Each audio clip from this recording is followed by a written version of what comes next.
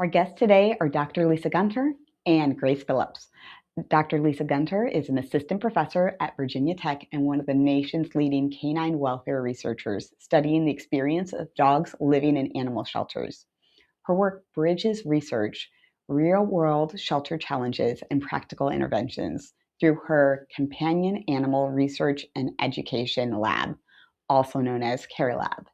She studies how the environment shapes a dog's well-being, helping shelters create better conditions, such as innovative foster care programs where dogs can truly thrive. Grace Phillips is an MS student in the Animal Behavior and Welfare Group at Virginia Tech in the School of Animal Sciences, and she's being mentored by Dr. Lisa Gunter. Grace researches how to improve welfare for shelter dogs through stronger foster programs, better enrichment strategies, and studying how animals adjust when transitioning into homes. Hi, and welcome to Dog Fostering 101. I'm Jackie Adams, foster mom and learning and development professional. This podcast is for anyone who's new to fostering, thinking about saying yes for the first time, or navigating those early days and looking for practical tips, because fostering changes lives at both ends of the leash. Grace, Lisa, thank you so much for joining us today. Absolutely. Thank you for having us. Yeah, thanks. So let's start this off by, I'm curious if you could share any memorable fostering situations where you got to experience personally a dog's life getting transformed. Oh, wow. Do you want to go first, Grace, and I can follow up? Sure. Absolutely. Lisa probably knows which dog I'm about to talk about, but there was a dog that I fostered about a year and a half ago. At the time, her name was Bambi, and she participated in a shelter dog training program that we do at Virginia Tech. But prior to that, she'd really kind of grown up in the shelter. She'd been in a home a couple of times, but for the most part, by the time we met her and enrolled her in our program, she was about a year and a half, and she'd spent most of that time of her life in the shelter.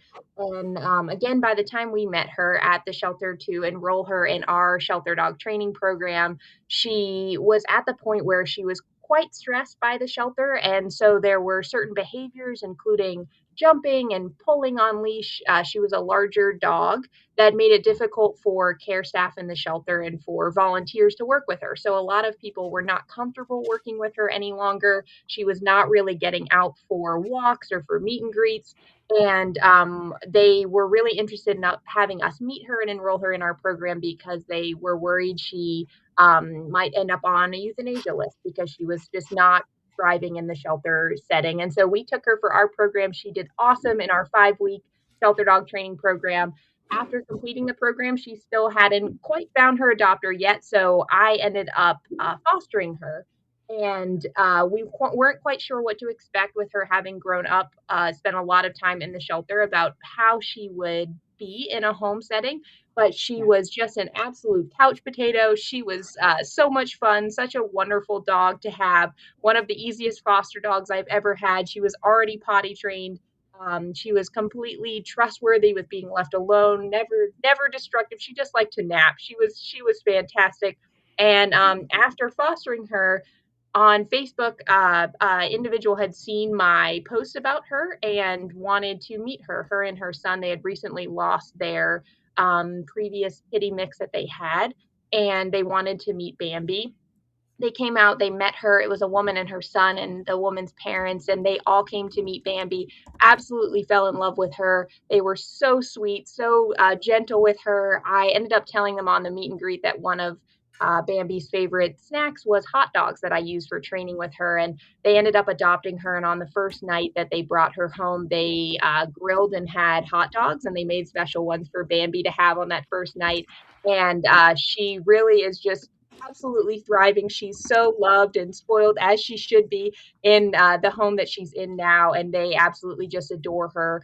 And had it not been for being able to participate in our program and then be in foster care, Bambi may not have made it out of the shelter. And now she is in the most wonderful, adoring home. I still get updates a year and a half later, pictures, videos. about how she's doing. I just got one a couple of weeks ago of her in a sweater in the snow, so I could see how she was doing in the snow. But she is really just thriving now. And I think foster care and getting information about how wonderful she was in a home was really helpful to help her find her forever home and her people.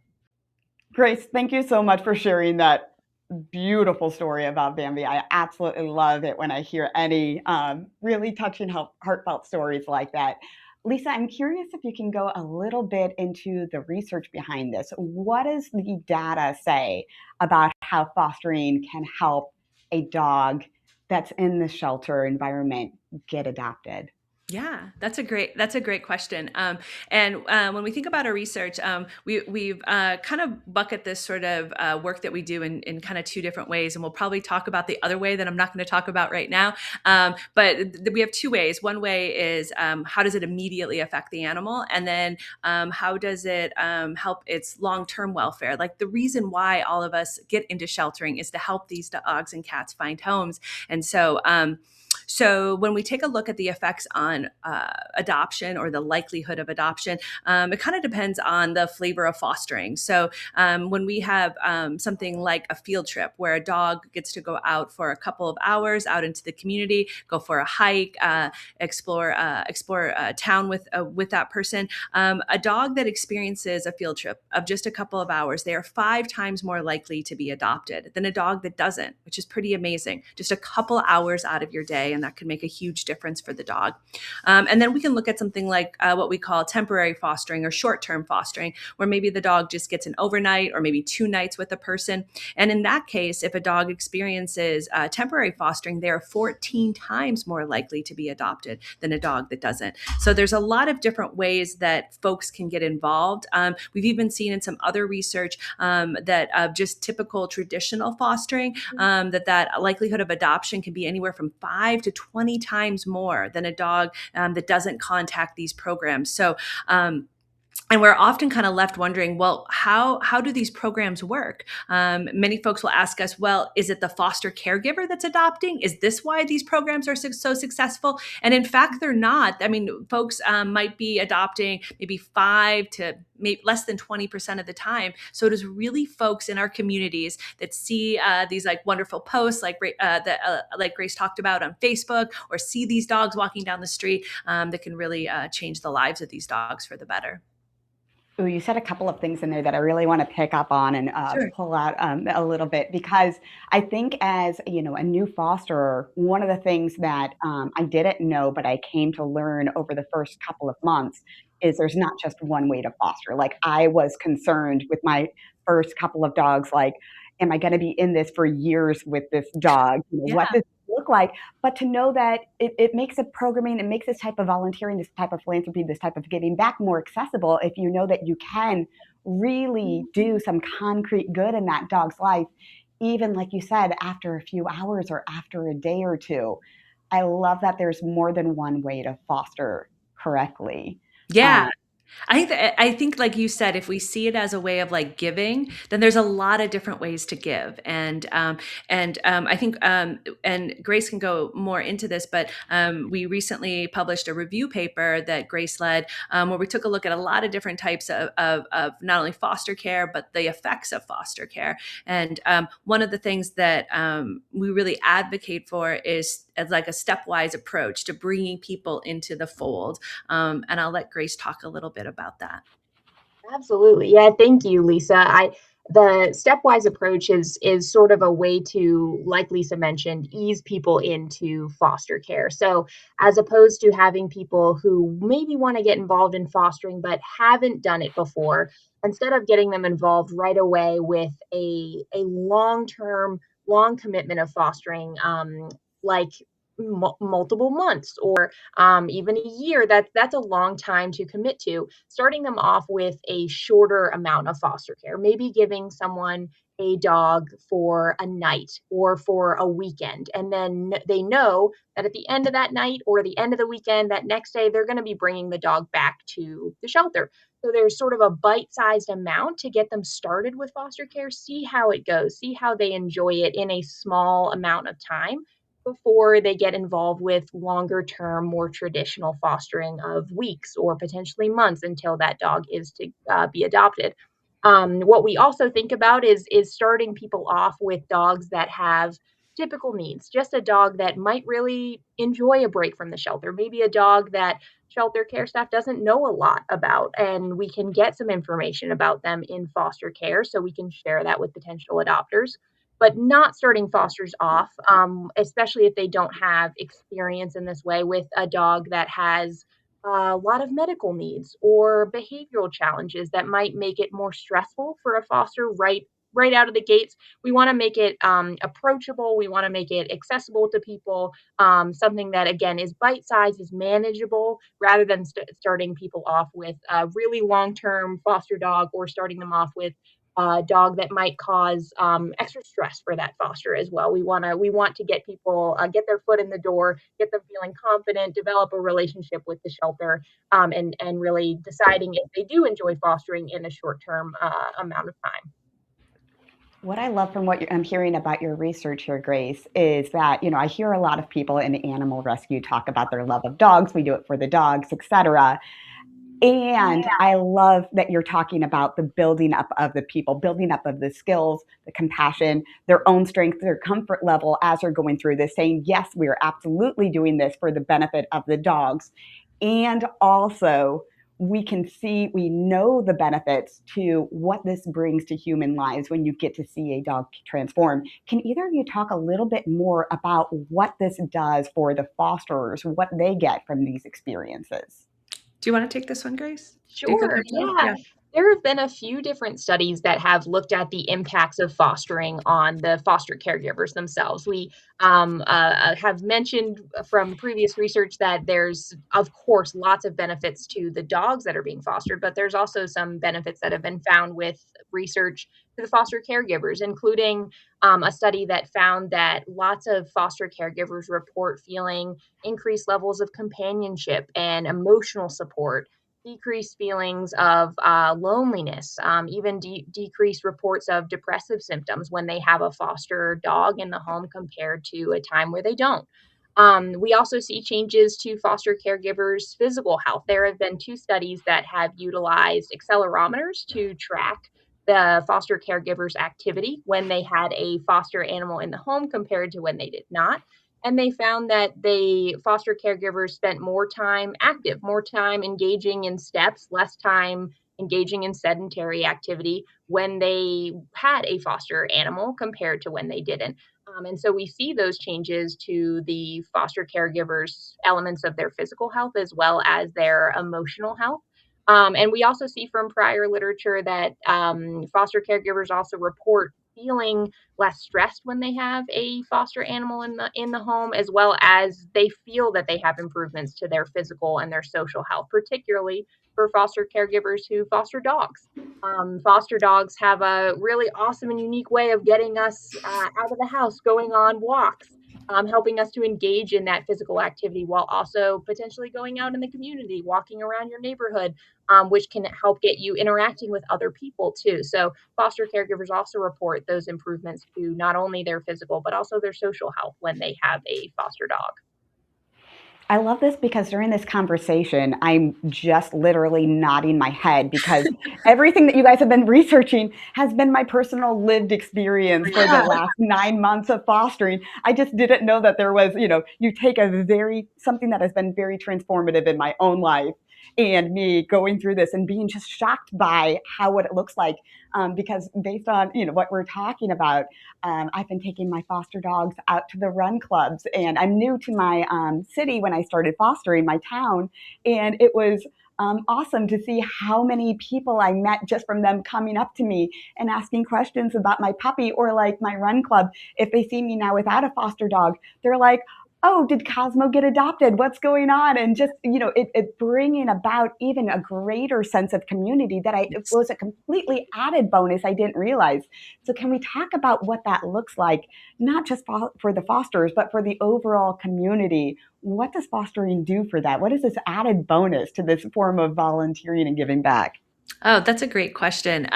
So in a bit of our work, we have looked at uh, programs in shelters where we talk about there being a sort of public or community option, meaning that you don't have to be a volunteer or a staff person at the shelter. You could literally be somebody in your community that says, "Hey, wait a second. I've got a couple of hours this afternoon. Could I go and help a dog?" And so the work that I've done with Maddie's Fund as well as VCA Charities, we have helped shelters set up programs like this where they have this community option. And what we see is that these programs, when they allow folks just come in off the street, take a dog out for the afternoon, take a dog out overnight, these programs are more successful than programs that don't have these options. So I think that when we were talking about this stepwise approach, it begins even like before that of like how, as Grace was saying, how accessible are these programs, and I think that life can be sort of unpredictable, and being able to come into a shelter every single week at the same time may be challenging. But we have all these homes in our community that I think that have a real opportunity to care for dogs and that, are looking for a little bit longer placement. And so I think the more that, our communities can be allowed to help out. And then at the same time, we were talking about before, really expanding the social network of the dog, where there are more people that know about this dog and sharing about this dog, whether it's, like you said, in Run Club or we're posting on social media, but people are talking about these dogs. Somebody that a colleague of mine talks about, that like being seen as being alive. And I think that when a dog is in a shelter, folks that aren't stopping by there, maybe not following their social media, may not even know about these dogs. But then all of a sudden they're out and about, they're wearing a vest like the dog you have with you right now. And that is telling folks that, wow, this dog is in need of a home. And I think that those are the sort of ways that that we can really transform our communities and really kind of a sort of culture of giving and helping. So can you please tell me a little bit more about that? I'll open this up to either Lisa or Grace. Yeah. For those who maybe aren't familiar with the shelter systems, for Sure. those who are considering fostering, how does fostering actually, we've talked about the impact on the communities, but let's talk about the impact on shelters and rescues. What does sheltering, how does sheltering fit into that ecosystem? What does it do for those shelters and the rescues? Sure. Maybe I'll answer, and then Grace can follow up if that sounds good, Grace. Absolutely. So I think one of the challenges that we have in sheltering is that oftentimes, facilities just simply don't have the funding and capacity to care for the amount of dogs in their communities that may need some temporary assistance, right? Just a little kind of stop off before they find another home. And so fostering can really help alleviate those capacity concerns, because when we think about it, the shelter is finite, right? We have maybe 50 kennels or 100 kennels for the dogs there. But now that think about our community, think about all the homes that are in our community that that may be able to help for a night or two and help take care of a dog, and that can really alleviate concerns of space. And that's something that when we work with our local shelter in our shelter dog training program, one of the reasons why we work with the municipal shelter is because of their concerns about space, space concerns. And when I say space concerns, that means a potential for euthanasia simply because there isn't enough room for all of the dogs. And so there's these ways in which fostering of just, as we've talked about, very typical dogs, very easy dogs that, are like Bambi and want to sleep on a couch. It can make a huge difference, not only for that dog, but then when we open up space, it allows us to care for other dogs that maybe have different needs. So I think that that's sort of one way we can think about how fostering helps dogs in shelters. Absolutely. And I think also to add to that, we touched on this a little bit previously, but there's so much information we can gather about dogs when they have the opportunity to go into a home that we may otherwise not know if they just remain in the shelter. There are lots of dogs who come into shelters for different reasons, but particularly if they come in as a stray, we may not have information about what their life was like in a previous home, or what their kind of daily routine or patterns or behavior was like in that home environment. But if we have the opportunity to take that dog and give them a foster home, even just for a night or two, we can gain so much information about how that dog is in a home, and what they behave like in a home, and gain so much valuable information that we can use to promote that dog for adoption, and to also just make more successful matches with potential adopters. We can talk to adopters about this dog is really great at this and really great at this, but might need some more help working on this particular skill. And that way, potential adopters are prepared when they take that dog into their home. They're prepared for potential challenges that they might experience rather than having to figure those out entirely on their own. Or they're prepared for things that the dog might be doing really well and they're ready for that too. So I think that that information that we can gather in foster care is just, there's so many things that we can't necessarily learn about the dog while they're in the shelter, but we can when they're in foster care, even for a short period. That can be really helpful, not only to promote the dog for adoption, but also to really make those successful matches with future adopters.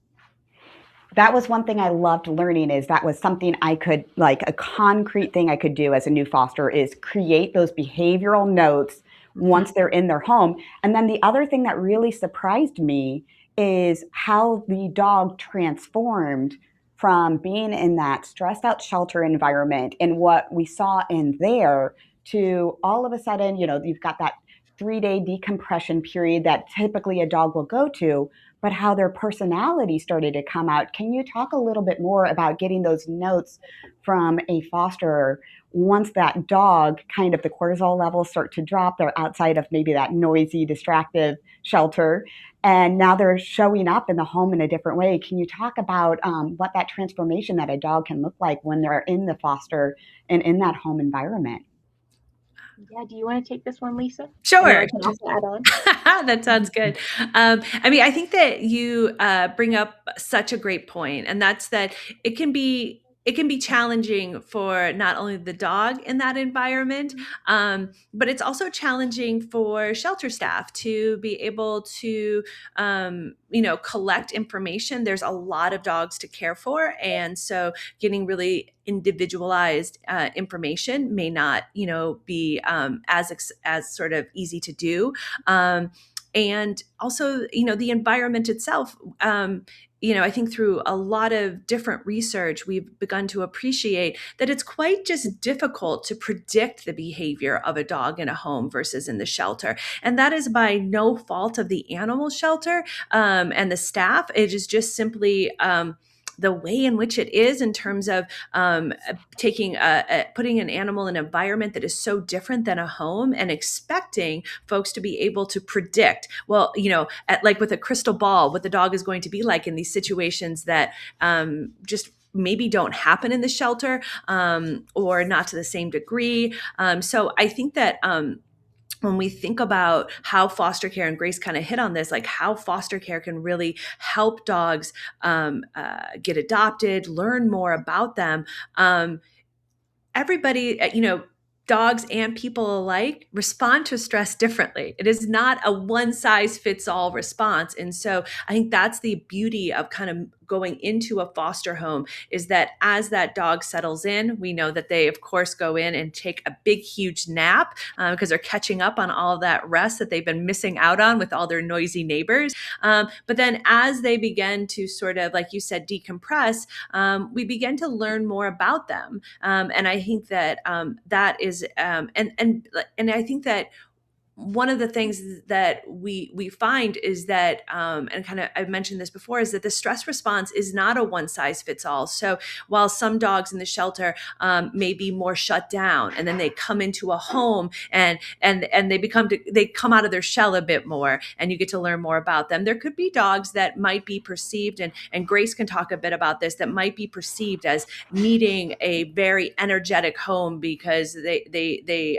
seem to be moving around a lot and jumping and pulling on leash and all these things that look like, wow, you're going to need a marathon runner. Then they could go into a home and it could be actually quite different. And so I think that's really sort of the beauty of foster care is, and we know from prior research that it's not surprising that when folks are looking to adopt, they actually use the information in their decision making, the information from caregivers, foster caregivers, more so than the staff in the shelter. Not because the folks don't that caregivers care more or something like that. It's not to do with that. It's simply, wow, I want to adopt this dog and bring it into my home. Who knows about how the dog behaves in a home? Oh, the person that has had the dog in their home. So I think that there's these really lovely ways that foster care can really help us learn more about the dog and the sort of behaviors that a potential adopter might expect should they adopt them.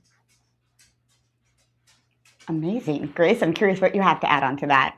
Yeah, so recently, Dr. Gunter and I were working on a study where we were looking at changes in dogs' physiological indicators of welfare and their activity and their behavior pre and post adoption. And it hasn't been published yet, but we were working on this study. And what we found as a result of the study, we used health monitoring collars to track changes in dogs' activity with accelerometers and their physiological indicators of welfare. And then we used a survey to compare changes in reports of dogs' behavior in the shelter and then reports of their behavior in the home. And what we found is that elements of dogs' behavior was changing. Those reports of their behavior was changing when they went into a home, but also we found that activity was changing. So dogs, when they went into the home environment, they were spending significantly more time at rest, and they were also spending significantly less time engaging in a lot of high or vigorous activity.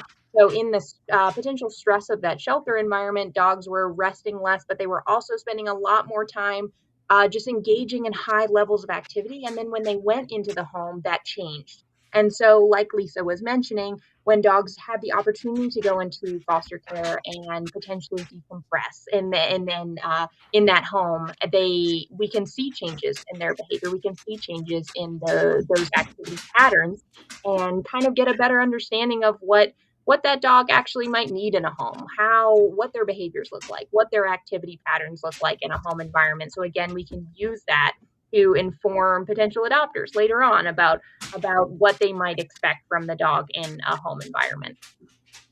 I love, as an engineer, I love that you have the data to back this up, because one of my things as a new foster, and I'm shaking my head over here because it's really blowing my mind. As a new foster, I just remember thinking, what can I do to help you? What do you need? Because I thought my first foster dog was broken when they came home. And I'm like, I broke my first foster dog when they're napping out. I thought that there was going to be this warm hug, all these different things all these expectations that I put on this dog who unfortunately had been abused and then was being, very stressed out in the shelter environment. And I was looking at myself of, how did I mess this up already?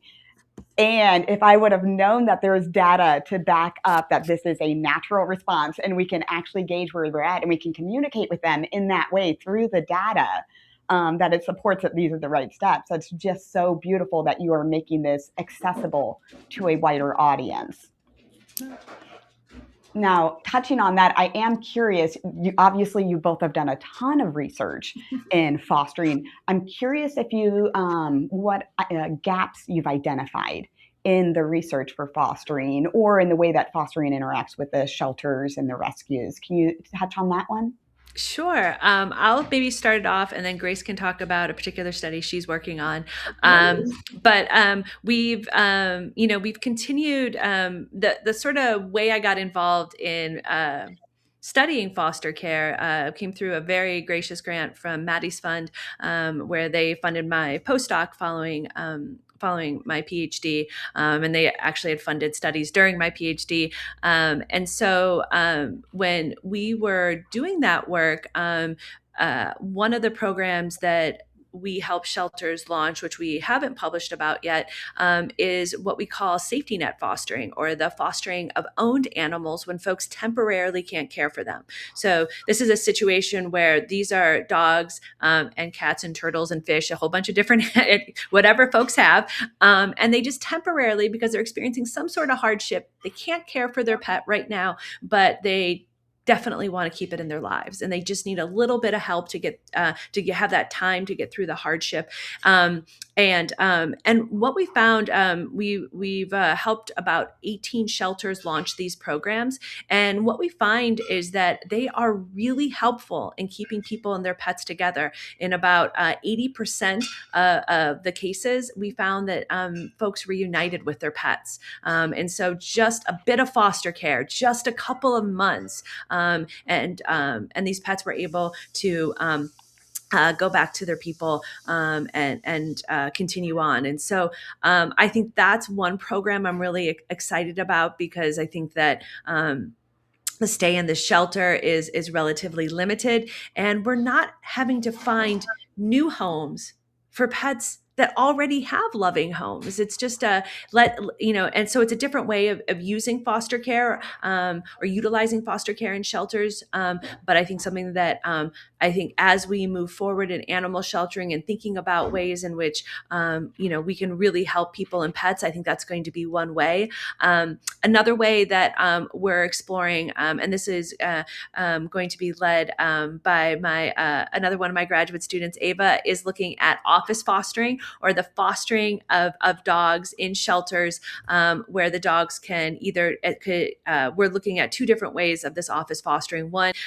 is just simply going into an office in the shelter, which is a very common practice in sheltering. Oh, this dog isn't doing very well, I'm going to bring it into my office, bring it into an admin office and let it hang out for the day. And again, try to let it rest and recharge. And so we're going to explore that, because, at the end of the day, we are all very curious about what shelters are already doing and how these programs work.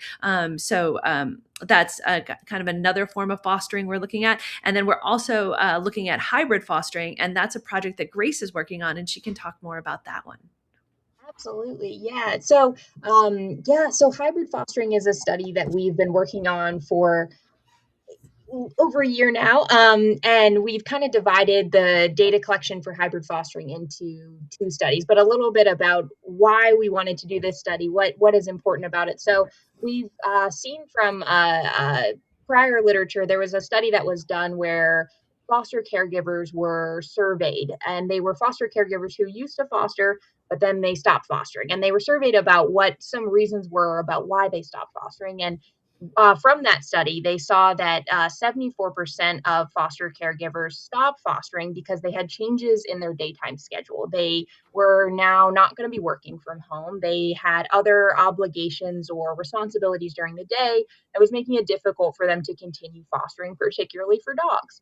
And we also see that a lot of foster caregivers are people who maybe stay at home or work from home during the day, or have more flexible schedules where they can be at home.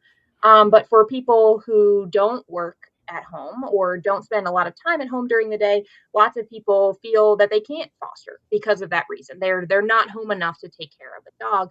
And so this is one sort of limitation with the kind of existing forms of foster caregiving, that we see that there's a lot of responsibility for daytime care that's placed on the foster caregiver.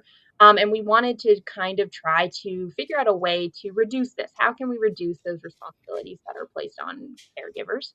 And then another area that or potential limitation that we wanted to explore is that we've talked. There's so many wonderful benefits of fostering to the caregiver, to the dogs that are being fostered.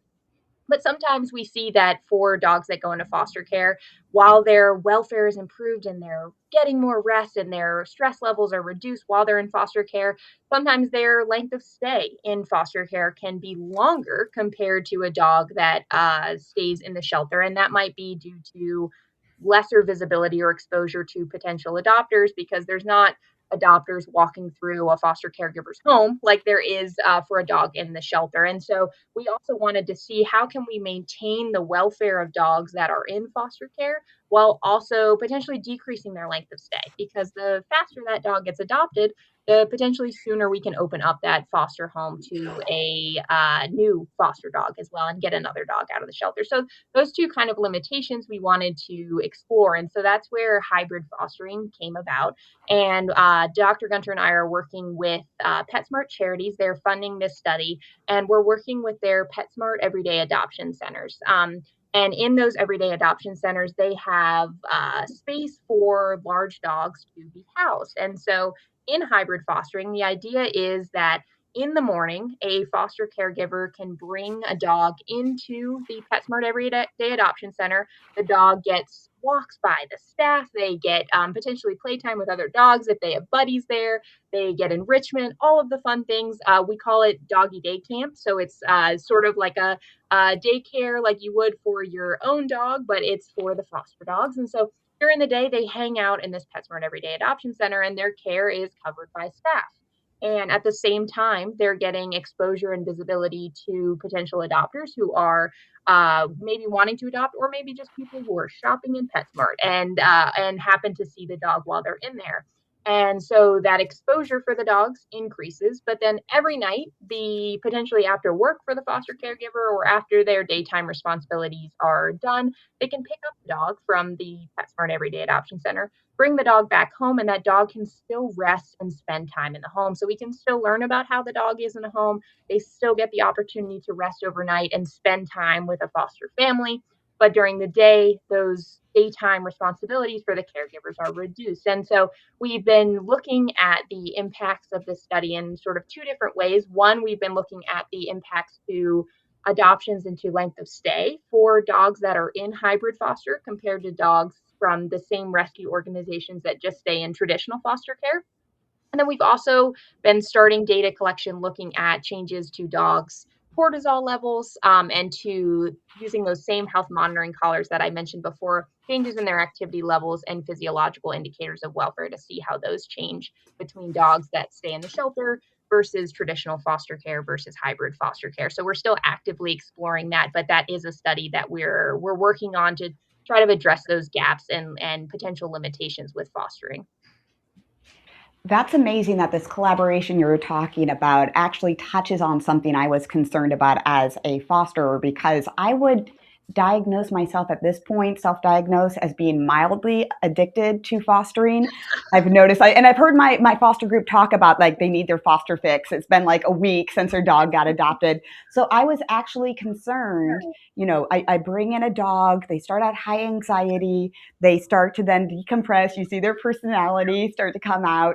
And I'm enjoying my time and just seeing this dog transform.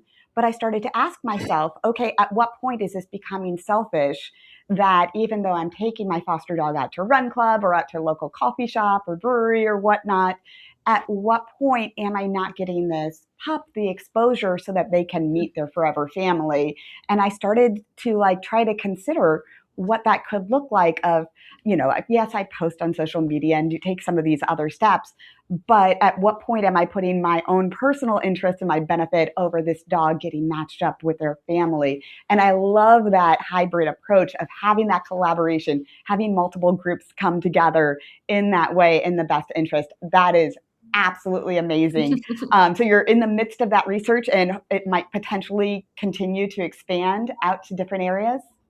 Yeah, so we're still in the midst of the research. We worked with one rescue organization. We're working with another currently, and trying to gather data as we go through. And then hopefully, if these programs are successful, which it seems like right now we're seeing that they're working quite well, then the goal is that we can expand to open up hybrid foster programs at other PetSmart Everyday Adoption Centers and help these adoption centers open up to fostering and to hybrid fostering or other types of fostering, depending on the needs of that community and the everyday adoption center in that area. So that's the sort of long-term goal after this as well.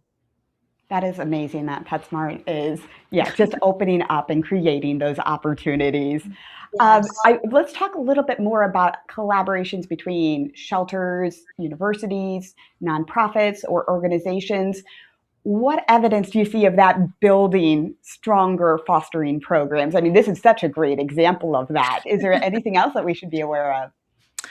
Oh, that's a great question. I would say that, like, with regards to collaborations, I think that there's a lot of different ways that we have seen in sheltering that, for better or for worse, there are just phases that occur in sheltering and in organizations where folks might be there for a while and then they leave. And so programs may not always continue forth, unfortunately. And also resources play a role in whether or not shelters keep their programs up and running. And so, like I mentioned, we've been working together with Maddie's Fund during my postdoc, and we helped. I think by the end of this study, we had researched or helped shelters launch probably about 100 fostering programs across the country of various types. And we're not like, like, this is not all altruistic, right? We're being helpful because we wanted to collect data.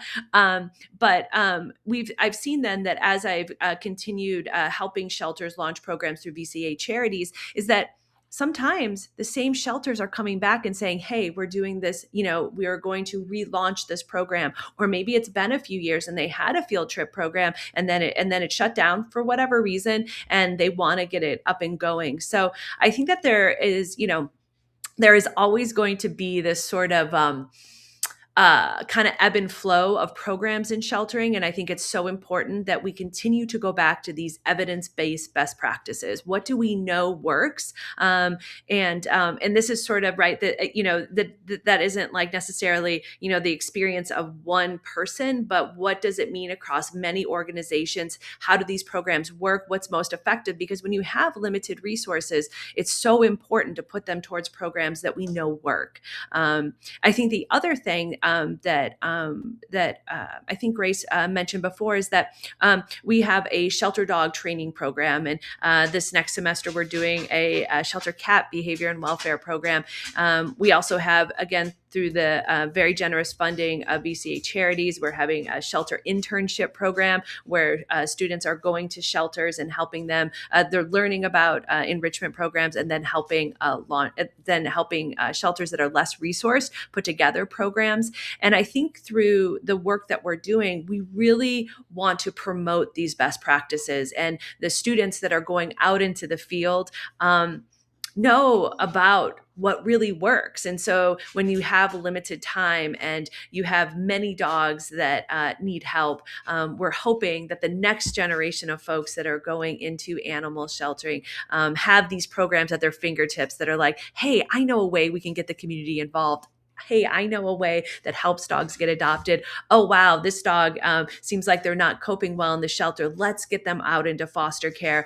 These are the types of things that we're hoping we can, influence for the better of animal sheltering. I love how we're continuing to talk about the accessibility of it, using the science, and tapping into and making sure people have access to those amazing resources out there. I feel like I could continue to ask you guys questions for the next couple of hours. I know we're coming to the end of our time together. I just wanted to put it out there, kind of open statement. Is there anything else that you would like to share with our audience? I don't know. Do you have anything, Grace? I can't really think of anything other than if there are people listening who have thought about fostering before, want to give it a try. I have just personally having fostered, as well as being interested in exploring it with research as well. I think it's just such an incredibly rewarding experience, and There's just so many wonderful experiences that you can have through fostering, and so many, as Lisa mentioned at the beginning, so many different ways that you can get involved as well, depending on the options at your local shelter or local rescue organization. So I think that if you're interested in kind of exploring those different options, seeing what might work well for you, but there really are just so many rewards to it, both for the animals that you're helping as well as yourself. Yeah, I think that's a great way to end it, Grace. Is that I think that we've been doing this work together for a little bit now. Grace is my graduate student, and I've been working in the field for at this point nearly 25 years. And so I think that I love the saying that many hands make the work light, and I think that is really the approach we take when we think about how do we help dogs that are in need of homes. What can one person do? And volunteering at the shelter may not be for everyone. It's where I got my start, training dogs and helping them play together with each other. That was sort of where I was bit by the bug of animal sheltering. But I think that animals in need of homes hits people in different ways, and I think that finding opportunities, whether it's going to the shelter, whether it's foster care, whether it's maybe just promoting dogs on social media or telling friends about it, or collecting donations of things that the dogs may need. There's all these different ways that folks can help and give. And I think really, like, kind of, I think what Grace was encouraging is just reaching out to your shelter, that there's all these different ways. And I think there's really no unit that is too small, that the need is large, and the help of many is so greatly appreciated.